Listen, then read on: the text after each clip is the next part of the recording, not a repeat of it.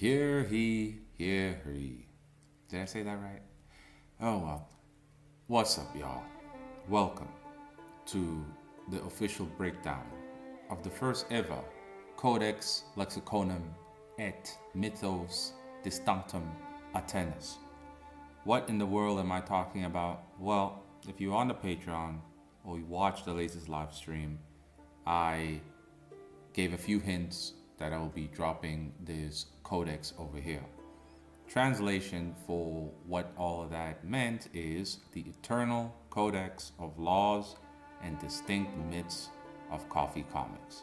Well, the Coffee Comics part is not in the Latin part. So, why did I decide all of a sudden to write a codex, and why specifically choose the Latin language? Well, because Latin is extremely powerful, right? To this day, none of us have reached the pinnacle of human expression as the Romans did, I would say. And I know that most people say, well, Rome's had slaves and whatnot. Bro, you a slave too, right? You're a slave, so am I. The slavery never ended. So please stop. We just are slaves with very, very, very long leashes, okay? And that leash is getting tighter and tighter every day. They trying to drag us back into a small little cage. But despite the cage that we might be thrown into, Latin is the only thing that can free you, right? Because Latin is a language that expresses grand abstract ideas so well. It is the only thing that I have found that can actually wash away the sense of helplessness, right? The sense of being sense of claustrophobic, I suppose, a sense of lack of direction, right? But of course, you have to have an established direction already. But notice that ever since I started reading that philosophy, I've been on a path, I suppose, of meaning, right? Meaning outside of what the institutions were trying to give us or what they used to give us, right? The first grand institution to fall was the church, right? It was what gave people meaning.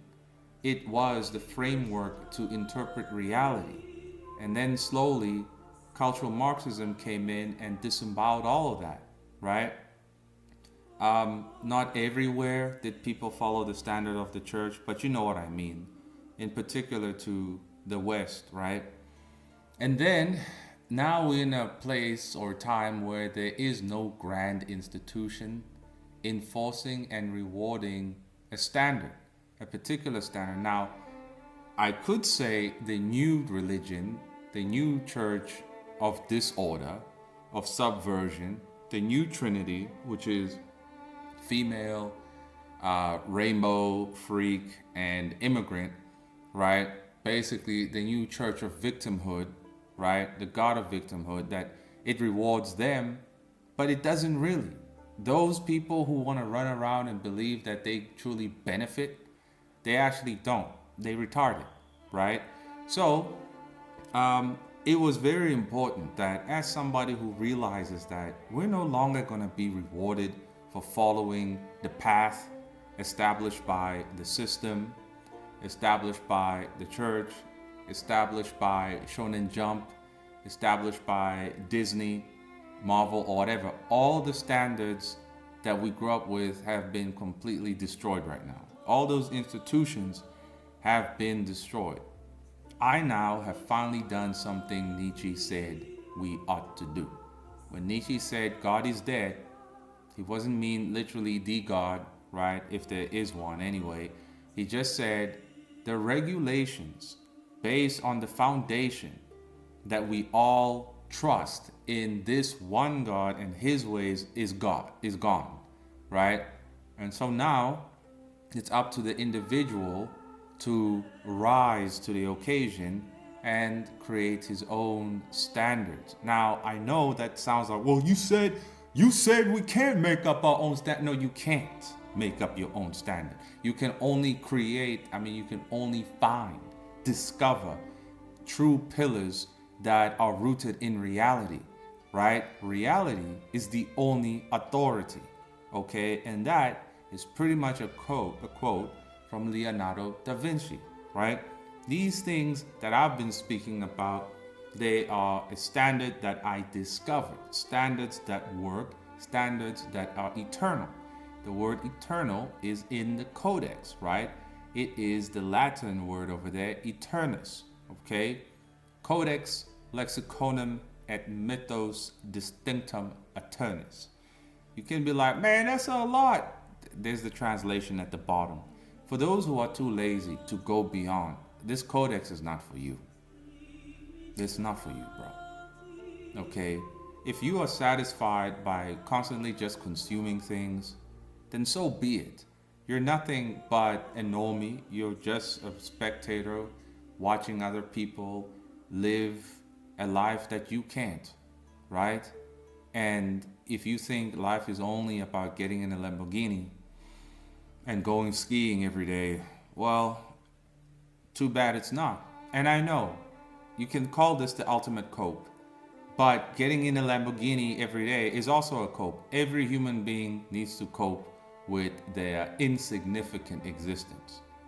And in the depths of that insignificance, the one that makes the greatest change that's positive, they are the ones who build what I have built, which is why I now bear a new name established and written in everlasting, right?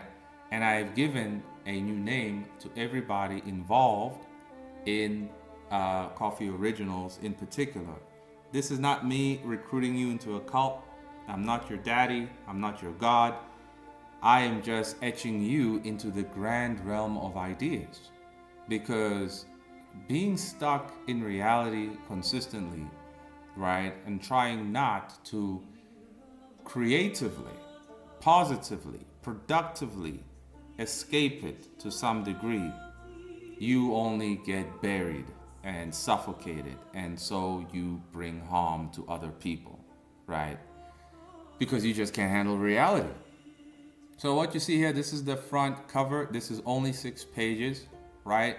I'm gonna go print this for myself, and I'm going to be practicing everything in the Codex, okay? So let's go through each page. So that's the cover, and then this is the first official page. And right here we got our greetings. Welcome, seeker of the veritas. That means truth. You have noticed the silence. You who have noticed the silent collapse. Indeed, you are wise if you are here. You now hold the Codex Lexiconum and Mythos Distinctum Aeternus, the final testament to our shared vision against the evil storm of demoralization. This entire movement against the demoralizing hordes, it hasn't ended, bro. It's gonna end when we die, all right? We pledge to stand united against the Catevera Monstrum Topentium, the horde of sluggish monsters that seek to extinguish the light of creativity and progress. Our objective, to perform a complete exterminatus of the Topenium. By reading these words, you join the cause, right? So hey, the Codex is free of charge. I ain't charging nobody for 6 pages. I mean, come on, right? But definitely, this is not something everybody can put in their heart, right? Some people just want to have fun, okay. But some of us, we need to go beyond, right? And here is our philosophy. Because we now live in a world of flux and cultural stagnation, we practice the adaptus constantia. We bend with the wind but stand firm in our purpose and foundation, with our pencils forever sharp and expression unsullied. We literally, I forgot to add that here, we literally draw the line. That's right. Ooh. We literally draw the line. So, what do we call ourselves now that we have established this philosophy? Well, we are the Cultores Custodium in pursuit of embodying the Coffeeum Praestantissima, right? Oh, you gotta love Latin, man. You really just gotta love it, right? People who gonna make fun and all of this, it's like, bro, you making fun because you couldn't think of this. You're making fun because you're mocking, because you feel insignificant, right? Don't be mad. Don't feel left out. Nobody said don't write your own codex. You can write your own codex, right? So, if you are a member officially within this philosophy of ours, you are in the same pursuit as we are, fighting the good fight. You are a Cultores Custodian, right? Second page, what is the Coffeeum Praestantissima? What it means, literal meaning, is most excellent caffeine. So what is it? It's the ultimate standard, the pursuit of the highest excellence. It is a sacred journey to complete mastery, unification, and embodiment of the coffee trinity: skill, heart, and understanding. That's the key. A lot of people have sent me submissions of their stuff. Aside from very low skill, there's literally zero understanding, right? Zero understanding. Maybe I can see heart, but I don't see understanding. If you don't have understanding, you're in the wrong place. What do I mean by understanding? There is no time anymore to really explain it to you, but luckily, the Codex kind of explains it a bit. So it says here, skill is the mastery of the craft, the precision that shapes the perfect brew. Heart is the passion and dedication poured into every step, breathing life into the process.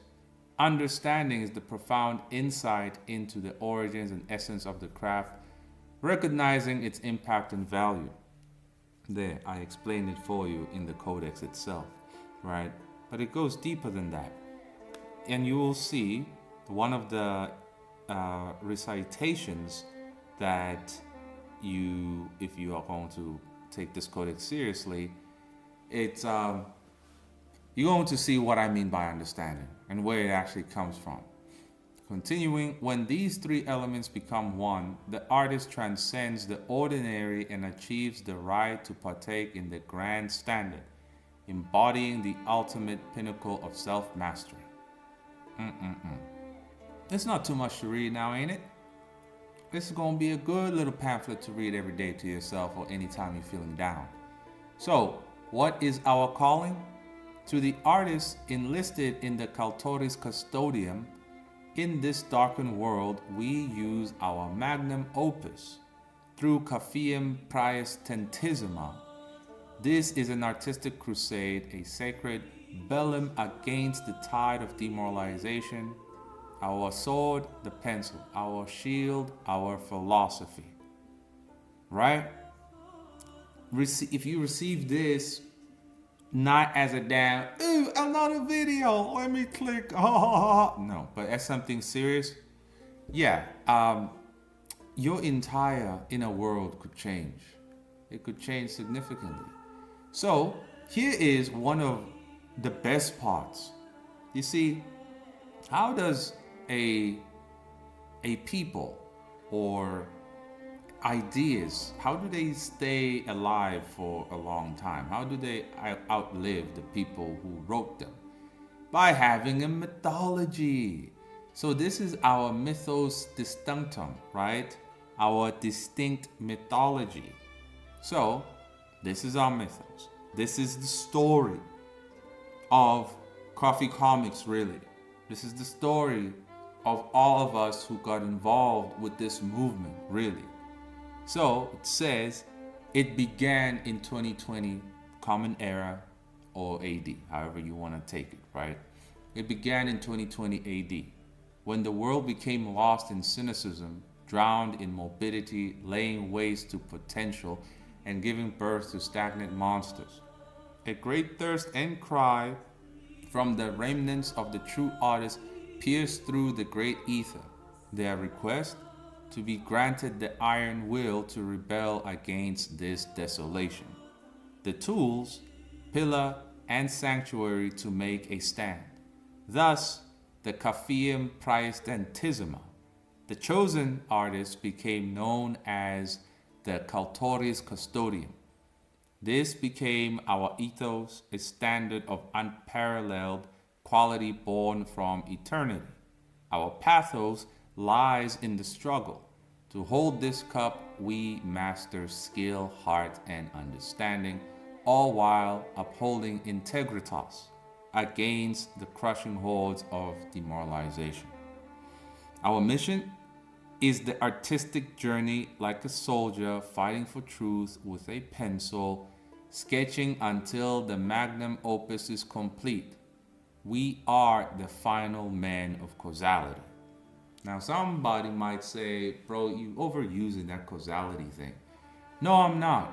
It just means you don't understand what causality means then. You don't know how to apply it in particular contexts. Now, Nietzsche spoke about the lost men and how jacked they would be, that they would actually be hunchbacks. I speak of the lost men, of the final men, right? Interesting, huh? I'm building upon what Nietzsche laid down. This is how civilizations always were, right? You built upon what came before. So Nietzsche spoke of the lost men who would be nothing but bumbling, hardcore mass consumers and hunchbacks. And I now speak of the final men, right? What does being a final man of causality mean? It means we are the ones who understand cause and effect. We are the ones who do not live life through magical thinking. That if you protest and scream down the street, magically the government's gonna listen to you or you're gonna get what you want, right? We are the ones who do not sit and hope all day that Shonen Jump or any institution fixes the problems that they made. No, we are the ones who get to work and do it ourselves. Okay? That's what it means to be a final man of causality. Because we abide by cause and effect, not this senseless hope and absurd magical thinking that makes you believe that things can just get better in your favor because you just hope so. No, absolutely not. So that is our mythology. It's very distinct, isn't it? Right? I like it.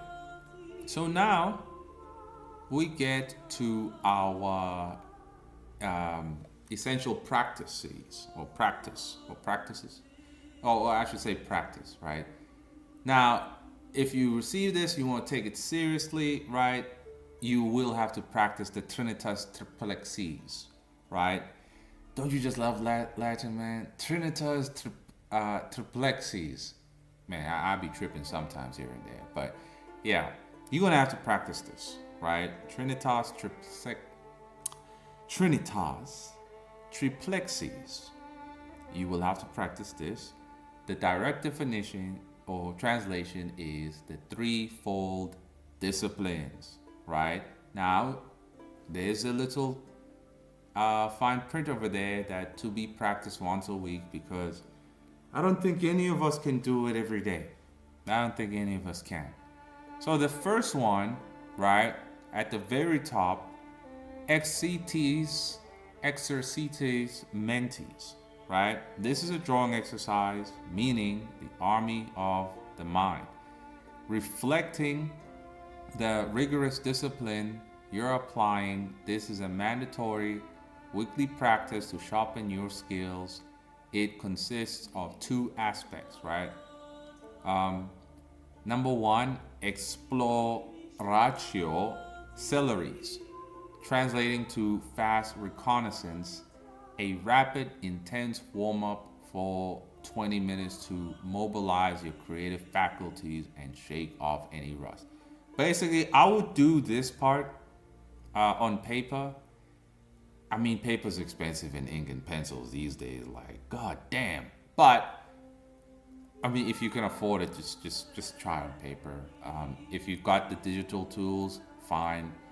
But since we're like trying to go into that classical step back, right, or trying to get ourselves into the dark ages once again, but to maintain our dignity, it'd be cooler to do your warm-ups on paper. And in fact, even at the second point, the opus magnum, because this part is mostly just for practice. It's not really that you will like be working on your real material, your real MANAA pages every week, once a week. Not really. It's just to upkeep your skill, right? Make sure you stay sharp, make sure that you're engaging with the craft.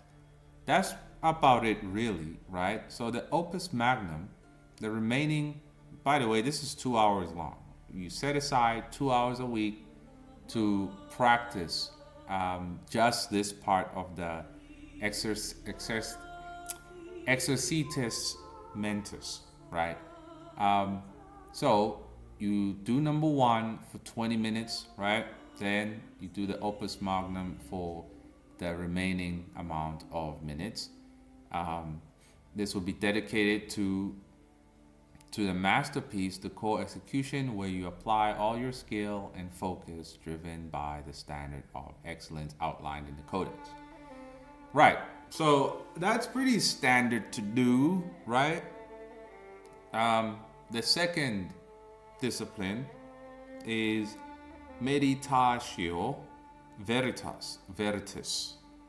I guess speaking Latin for over 5 minutes or saying Latin words for over 5 minutes is just going to fry your brain. But hey, practice, right?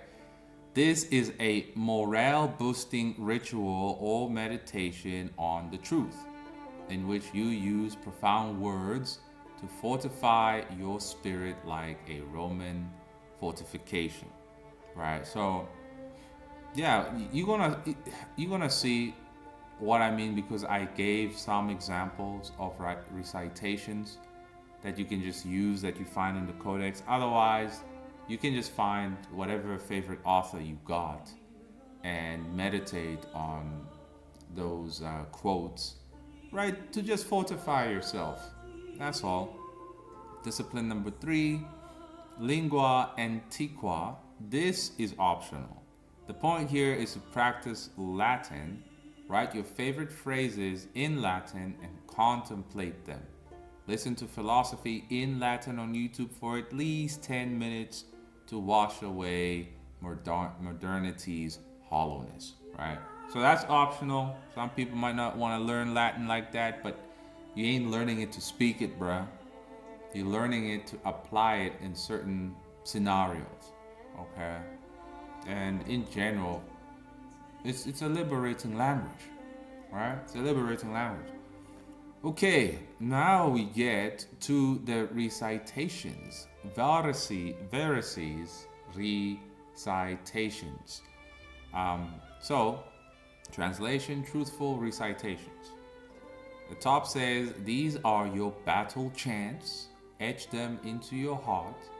Use them when need be. You could say there's a bias here that, oh dude, you favor Nietzsche too much. It doesn't matter whom I favor as long as what they said and what they were telling us is applicable, it's useful, it's pragmatic, and it's essential to surviving, if not thriving, in our current reality, right? I couldn't put all the philosophers I know up in here. I had to put the ones that were most striking. So, let's read a few of what Nietzsche said. The individual has always had to struggle to keep from being overwhelmed by the tribe. If you try it, you will be lonely often and sometimes frightened. But no price is too high to pay for the privilege of owning yourself. Absolute brilliance, bro. How many times have I spoken against the tribe, right? Look at these suckers who have been playing it safe all along because they didn't want the tribe to banish them or to turn against them, right? But all along they were hollowing themselves out not really trying to master themselves or know themselves. They wanted to hide amongst the tribesmen, and the tribesmen just wanted to dance around the fire and consistently seek out blood for those who are trying to stand out in a positive way, right? So there is no greater privilege than owning yourself, man. It feels good, like being a proper individual. Some people have a false sense of individuality, and if you do, that just makes you a narcissist, like some idiot we know called Young Wee Wee, right? So you have to do it the right way. The second quote is, "Man is a rope tied between beast and overman." The overman being the Ubermensch, right? Being the Superman. "A rope over an abyss. What is great in man is that he is a bridge and not an end." Absolutely, right? It's a constant pulling of yourself upward, right? Making sure you don't sink into the abyss and become a hunchback or becoming a beast, a freak of nature, right? A mongrel just hating on people. It's hard work. I get it. I know. It's hard work. But if you don't do it, who will, bro? How will you become a Super Saiyan if you don't do it, right? The third quote says, "The higher we soar, the smaller we seem to those who cannot fly." How profound that is, man. That is truly, truly profound, right? These dudes gonna look at you like you some small boy, but it's like, nigga, it's because you on the ground. I'm like 40 feet in the air and I'm still climbing. So, yeah. He who has a why to live can bear almost any how. That's right. He who has a why to live for can bear almost any how.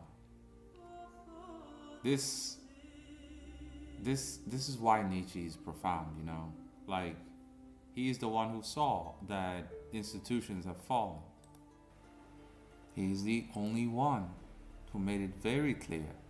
But the irony, though, is that long before Nietzsche, Leonardo da Vinci also somewhat commentated on the falsehoods that the institutions can sometimes enforce upon the people.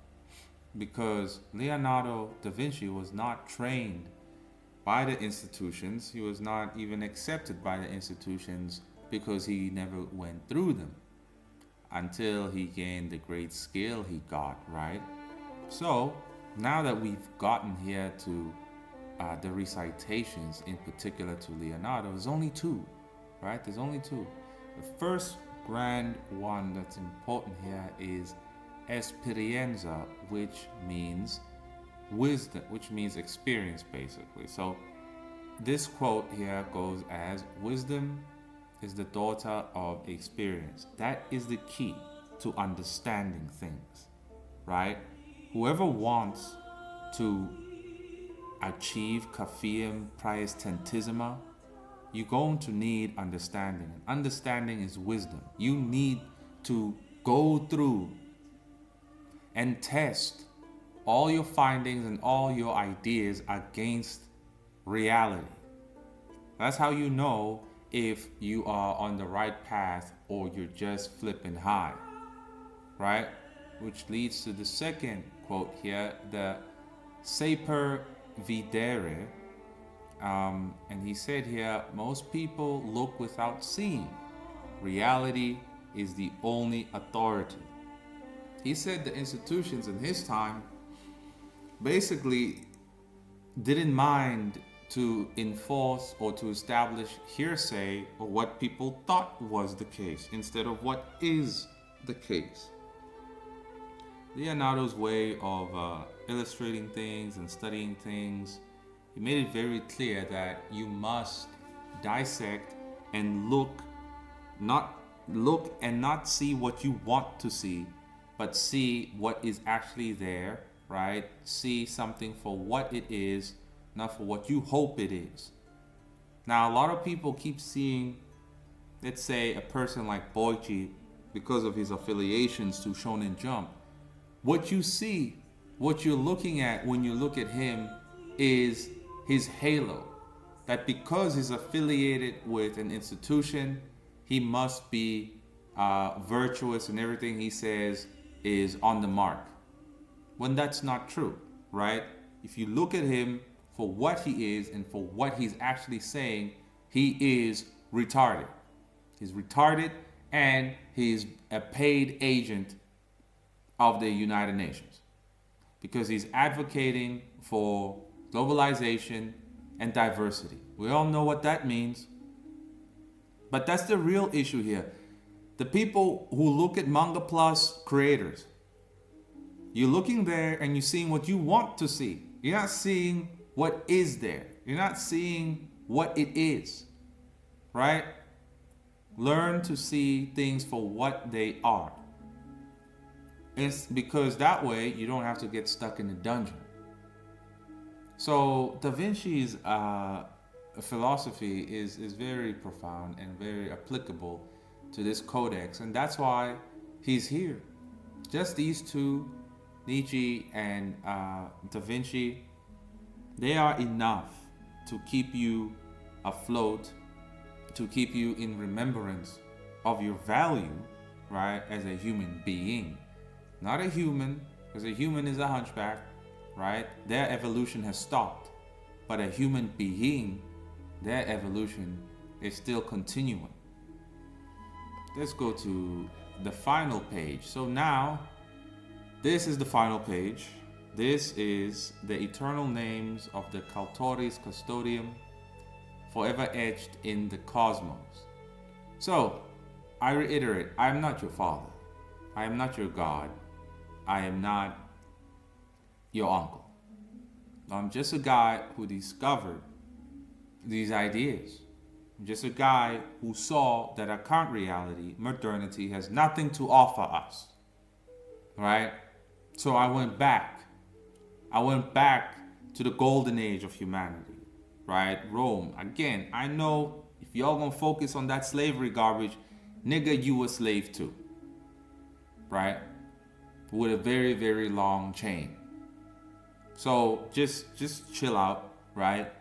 Just focus over here on what we can extrapolate, what we can use, and what we can use, what we can use, and what we can use yet further to ascend.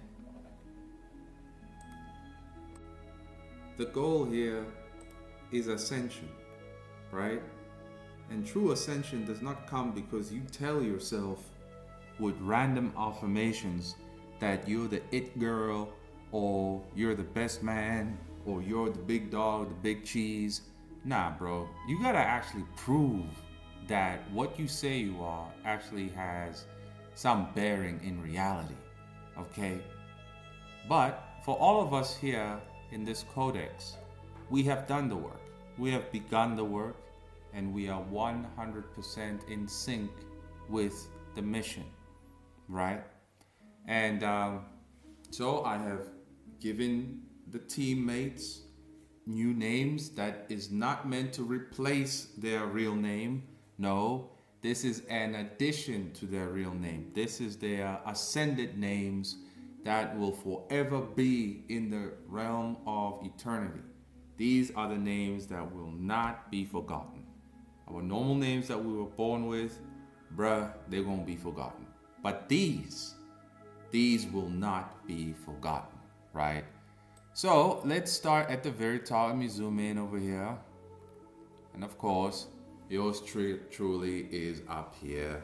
So my new eternal name is Domus Architectus.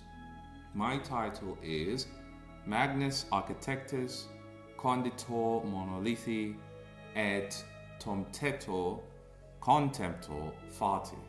What does that mean? It means Grand Architect, Founder of the Monolith, Challenger of Fate. Now, whoever's been here for a while, you all know that I suppose I have been challenging my fate in the jungle, right? I was supposed to be at the liquor store right now, right? Or fighting some niggas in the street, right? But here I am. I'm consistently challenging the fate of being here. Being called a grand architect, I created the framework. I created Coffee Originals. I created MANAA, right? Founder of the monolith. That is MANAA itself. That is the structure, the pillar, the grand sanctuary that all of us who care, okay? All of us who care, all of us who see that Japan has lost their damn mind, their institutions have been captured and fallen, and now they're waving the flag, right? Now comes a new monolith that I have made. Correct? Right. So let's go now to the others. We'll start with Luck over here. So Luck's new ascended name is Laurentius Invictus, right? His title is Stella Invicta in Tenebris. Translation: Unconquered Star in the Darkness, Unwavering Resilience and Vitality. Why did I decide to give Luck this name, right? This title and so on? Because it is synonymous with his character and his overall grind, right? The dude is also in the jungle. Most of us are in the jungle who are in Coffee Originals, right? But he remains unconquered. The dude has more electrical problems than I do, right? But he remains unwavering. He remains resilient, right? You know when Guy Sensei kept telling Neji and Rock Lee, basically everybody, about the power of youth? Luck is definitely using all of his vitality to get the most work done. And this is why he has this title. This is why he has this name. This is his elevated name. This is his eternal name, right? Now, y'all can call all of this corny, cheesy, whatever, but nigga, you ain't got squat. You're saying all that because you ain't got nothing, bro. You're just Thomas, right? You're just Jerry. You're just Tyrone. You're just a nigga. But all these people here, right? They are not just people, right? They are the elevated people, right? Chosen by the ether to ascend. Now, everybody who's in pursuit, who wants to be part of the Cultoris Custodium, well, of course, you have to prove your worth. You have to have started the mission, right? And you have to understand the Trinity, right? And if you are worthy, you will be added here officially as part of the Cultoris Custodium. So get to work, right? Some people might be like, well, don't really have much meaning for me. It's fine, bro. Just stay where you are then. Stay where you are. So for Maxwell, his new elevated name is Sidrius Opportunus. His title is Evexus Fati Sidrius. Translation: He who arose from fate like a star is rising above humble origins onto a glorious path. This is a mixture of the story he's writing of Crossblade and the main character, right? And the type of person he is. Opportunist, right? You give Maxwell an inch to make the most out of something, he'll turn an inch into a mile trying to make the most of something, right? So he's somebody who really maxes out every opportunity that comes, right? And his main character, Bart, I can never say his full name, Bart, right? He comes from humble beginnings and he steps onto a path to glory, right? So these are names that a normal person down the street can't give you. These are names a normie who might watch you or listen to your stuff here and there cannot give you. These are names only somebody like me can give you. Names only somebody like Cicero can give you. Someone like Nietzsche can give you. Socrates can give you. Plato can give you. Aristotle can give you. I have joined the sacred, grand, eternal pantheon of the eternal philosopher kings, right? And though nobody's gonna give me that title, right, based on the standards, based on the findings and the conclusions, I have joined that realm. I can now sit at that table. Of course, my plate of food is not going to be as big. Of course, it's not going to be as big as Socrates' plate. Of course not. But I have been welcomed, right? I have built upon their ideas and built something new and something even stronger. Something that can withstand the current brutality of this reality, right? Our current enemy is the Mechanicus, trying to make all of us merge with it, make all of us a cog in its machine, trying to make all of us demoralized, suffer from paralysis, right? And just be herds sent to the slaughterhouse.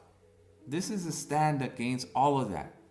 This is a declaration of we are self-aware, we know who we are, we know why we're here, and we know what we have to do. Right? Call it corny or any mother sucker saying cornball, you're demoralized. What are you doing? What have you done? What have you committed to? Nothing. You are a cog in the machine. You are a servant of the Mechanicus. And guess what? We will perform exterminatus on the damn Mechanicus, right? With our philosophy being adaptus constantia, we will consistently adapt, reform, but remain unshaken. And the Mechanicus will fall, at least in our own lives. If we can't get rid of it for the whole world, we sure as hell can get rid of it on its hold on us. Now, let's go to Kaido. So Kaido's eternal name is Vindex Carititas. Did I read that right? Cartititas. Yeah, my bad. Vindex Cartititas. His title is Vindex Honores et Carititas, which means Avenger of Honor and Love. Why did he receive this name? Because based on his story, not sacrifice, but sacrifice brotherhood, right? The main character there has his brother kill his whole family, or their whole family, right? It's quite the catch-22, where it's not like some Uchiha action, right? It's really not. The character loves his family, right? Kaido himself loves his family. Each time we're on a phone call, I think all of his kids are running around, climbing on his back, pressing the computer and so on. This is somebody who cares about family, who cares about them kids, right? So his main character, it's as if it's a manifestation of a side of him who would avenge the family name, right? Who wants to uphold the honor of family, which is rare nowadays. Nobody really cares about family like that. I mean, you can say family is everything, but nigga, please, right? I can feel Kaido's tie to his family through a phone call. I can feel it. I can feel it through his story, right? So family is important, though I'm not so much so there that much, right? But I suppose that's because I got screwed. But that does not mean it's unimportant. It is important, right? So this is why he has this name. He has this title, right? And now we go to Matthew, creator of Shade. Well, bro, you were wondering, curious as to like, what will your name be? Well, your ascended name, eternal name is Matthias Venato Lucis. Your title is Persenequens Lucem Interpretis Umbris. What does that mean? Pursuer of light, fearless among shadows. Based on the story of Shade and what Matthias has shared with us in that interview, right? He said, always when you create light, it's always going to cast a shadow, and the bigger the light, the bigger the shadow. So, does that mean that because we're trying to extinguish the shadow or make sure the shadow is not so? I'm paraphrasing here. It was a long time ago. Does that mean we shouldn't like pursue the light to that degree? No. It just means we should not fear the shadows, no matter how big they are, right? So that's profound. And Matt is also in the jungle, right? In the jungle, the brighter you shine, right? The shinier you are, the more shadows that you are going to cast. And those shadows are going to be people's envy of you, right? You ascend amongst the hordes of niggas in the jungle. They're gonna be like, that nigga thinks he's all that, don't he? Don't he? Now, if you were to live in fear, you'll be like, man, I don't want to ascend. I don't want to shine. I don't want to stand out because these hoodlums are going to break me down. But he says, no, don't be afraid. Still shine, right? Still shine. Don't be afraid. If the shadows attack, be ready. Repel them, right? That's a very nice personal philosophy he's got over there, right? And then we come to Suleiman. His ascended eternal name is Salomon Salus. His title, Libertas Indomita Salus Abscondita. Translation, Indomitable Freedom, Hidden Salvation, the Resilient Hero. Now, this is based on mostly the personality of his main character in Orca, right? If you read Orca and try to, not even try, you are immediately immersed.